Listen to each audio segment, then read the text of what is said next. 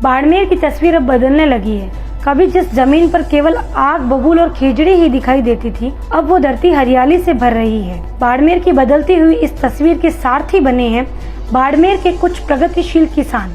ऐसे ही एक किसान है आलमसर गांव के सादुला राम, जिनकी मेहनत और कृषि में नवीनतम तकनीकों के प्रयोग से जिले के सुदूरवर्ती आलमसर गांव में सैकड़ों की संख्या में देशी और विलायती खजूर के पौधों से लाखों रुपए की खजूर उगाई जा रही है।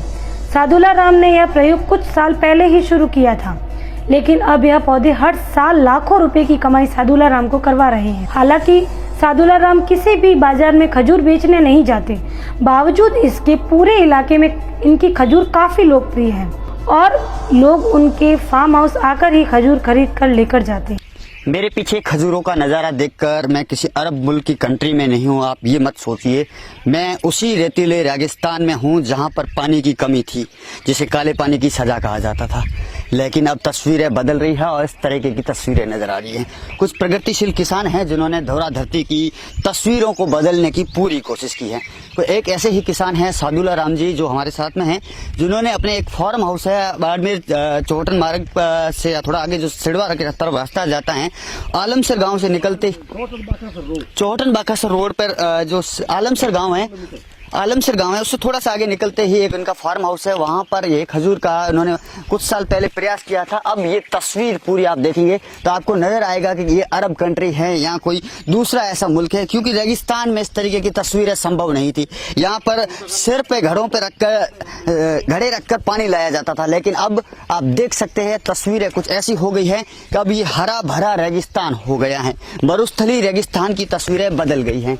आप देखिए ये किसान हैं जिन्होंने खजूर उगाई थी, अब उन खजूरों को तोड़कर यहीं पर बेचा जाता है। और यहाँ इस बात खास बात यह है कि इन खजूरों को यहीं पर बेचा जाता है, इसी फॉर्म पे बेचा जाता है और लाखों रुपए की आमदनी हर साल ये किसान प्राप्त करते हैं। ये सादुला राम जी हैं जिन्होंने ये पूरा प्रयास किया और अब ये उन्होंने मेहनत का फल ये निकला है, ये खजूर आई है। सादुला राम जी, कितने साल पहले आपने ये प्रयास शुरू किया था?